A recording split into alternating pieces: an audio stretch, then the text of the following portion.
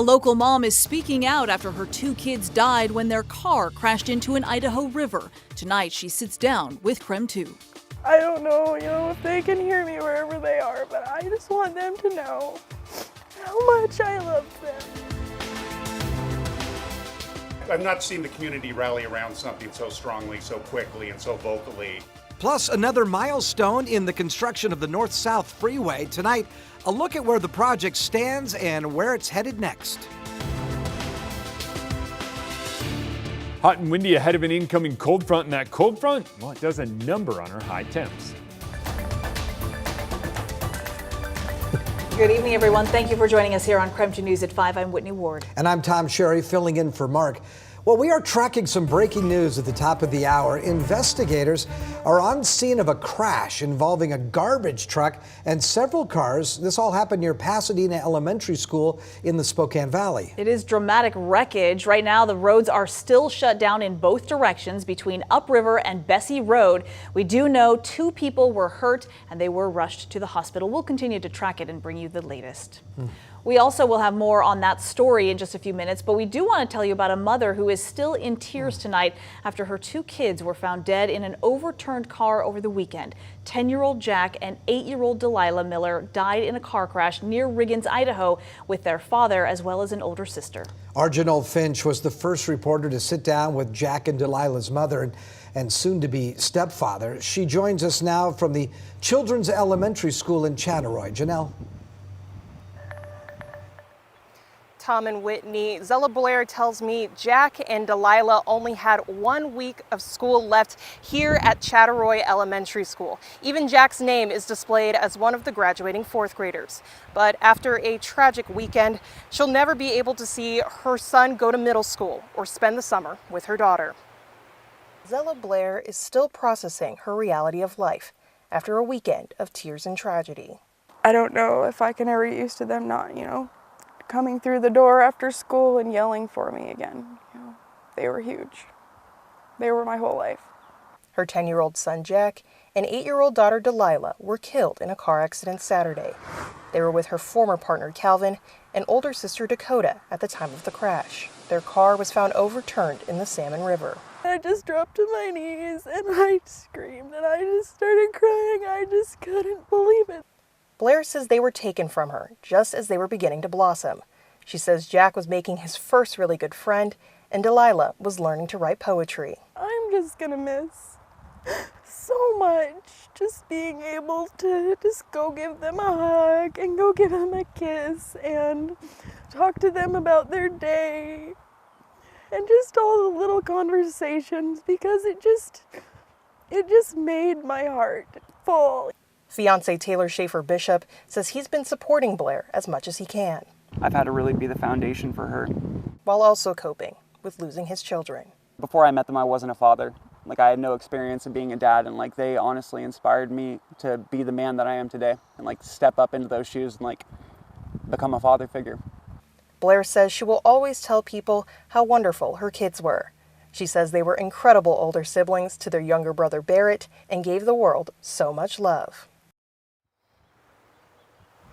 We've also been in touch with Amber, who was in a relationship with Calvin and lived with Dakota and Jack and Delilah on the weekends. Her stepfather told me on her behalf, words cannot express how devastating this loss is to our family. Calvin was a truly exceptional human being, and we're lucky to have had the time with him that we did. Just turned 17, Calvin's oldest was still deciding how she wanted to tackle the world after high school. She had amazing friends that brought her so much joy.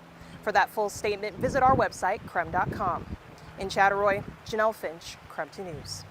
All right, Janelle, thank you very much. And now circling back to the breaking news we told you about at the top of the hour. Right now, roads are still shut down in both directions between Upriver and Bessie Road in Spokane Valley. This is after a big crash involving a garbage truck and other cars, critically injuring at least one driver. KREM 2's Kyle Simchuk joins us live from Pasadena Park Elementary School. After speaking with the superintendent of the school district, Kyle, what did you learn? quite a bit, Tom, and this is happening just north of Millwood. Police here still on scene, quite a dramatic scene. We've actually been able to get a little closer to this wreck. The sheriff's office says an aggressive driver on Upriver was speeding and trying to pass cars when it forced a waste management truck off the road. That garbage truck then crashed through a fence and down into the staff parking lot at Pasadena Park Elementary School, hitting 4 unoccupied cars. The truck driver was taken to the hospital to be evaluated. The suspected reckless driver has life-threatening injuries. No students were hurt or even near the crash. West Valley School District Superintendent Kyle Rydell says they were actually outside playing kickball behind the school. The principal heard the noise, saw kind of a poof of dust, and then kind of came around the corner of the building and saw that there was this accident. So they were swift as far as the staff interaction and involvement. And the school had parents pick up kids in the church parking lot next door, and they were able to bring buses in off Wellesley, so everything went smoothly here after school. The superintendent says that their cameras actually captured the crash, which happened right by the main entrance of the school, and while they're unable to share the video with us right now, they are sharing it with the sheriff's office and working with them. Reporting live, Kyle Simchuk, KREM 2 News. All right, Kyle, thank you very much for the update. And now we want to switch gears, talking about weather. A very hot day across the inland Northwest and windy too. Absolutely, and a little muggy. That's what it was. seemed like to me. Let's head over to meteorologist Jeremy Legoo. What can we expect for tomorrow? Well, you guys nailed it for the forecast for today. It was hot, it was muggy, and you heard the wind there when Kyle was talking, and even Janelle. Wind starting to pick up across the region, west-southwest at 24 miles per hour, gusting into the 30s right now, and it is hot. That hot and somewhat humid condition out there is what has fueled some stronger thunderstorms. Look at Sandpoint's temperature. That's the most interesting. 70 degrees while everywhere else around us is in the 80s. That's because of that storm that moved through, but right now, we're still tracking the threat for fire danger. Red flag warnings in effect for south central Washington, along with wind advisories that last through 11 p.m. for gusts topping 55 miles per hour. It looks like those gusts stay strong through midnight and then start easing early tomorrow morning, but even then, tomorrow winds up quite breezy. Now let's shift gears and talk about those storms. Those are continuing to work their way out of North Idaho, now moving through Bonners Ferry. Sandpoint still seeing one of those storms work its way out, and then those storms up near Bonners Ferry are going to continue to push out, and then the wind picks up. We'll see wind pick up later on this evening, and it stays rather gusty. Tomorrow, it is likely we see a couple of scattered storms to start the day, and then tomorrow afternoon, another round of scattered storms before things dry out. But that being said, temperatures stay a little bit cooler. 67 Wednesday, 75 Thursday, then back in the 80s by Friday. All right, Jeremy, thank you very much. A quick traffic alert for you tonight. Happening right now, the ramp meters at the new Geiger and Grove I90 on-ramps are officially up and running. They began operation here just a few hours ago. KREM 2's Nathan Young spoke to the Washington State Department of Transportation about why this was needed. If you've driven on the Geiger Grove I90 on-ramps within the last 6 months, you might have noticed these ramp meters. Well, today, they begin operating. Starting today, this is what it'll look like when you're driving on the Geiger Grove I90 on-ramps from 3 to 6 p.m. on Monday through Friday.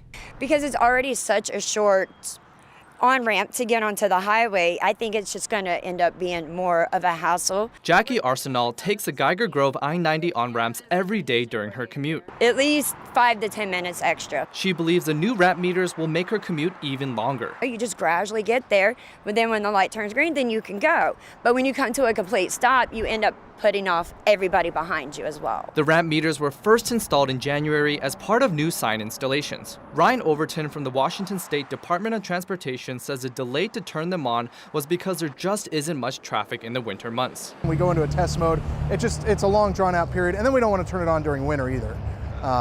A new feature like that. WashDOT says this will help space out and control the flow of traffic on the freeway. One of the big benefits is a reduction in congestion. The hope is to also reduce accidents off of on-ramps. It kind of creates better flow throughout the entire system through Spokane, so that's one of the big benefits. And then it creates gapping spaces, so you get a safety benefit as well. Only one car will be allowed per green light every several seconds. This is something Jackie is not looking forward to. I think at first it could cause more accidents or a lot of road rage. People honking, pulling over, fighting. WashDOT hopes this on-ramp leads to fewer accidents and safer driving. The Washington State Department of Transportation tells me that they're preparing to activate another ramp meter at the US 2 to I-90 on-ramp, and by this summer, there'll be a total of 7 ramp meters in Spokane. In Spokane, Nathan Hun, KREM 2 News.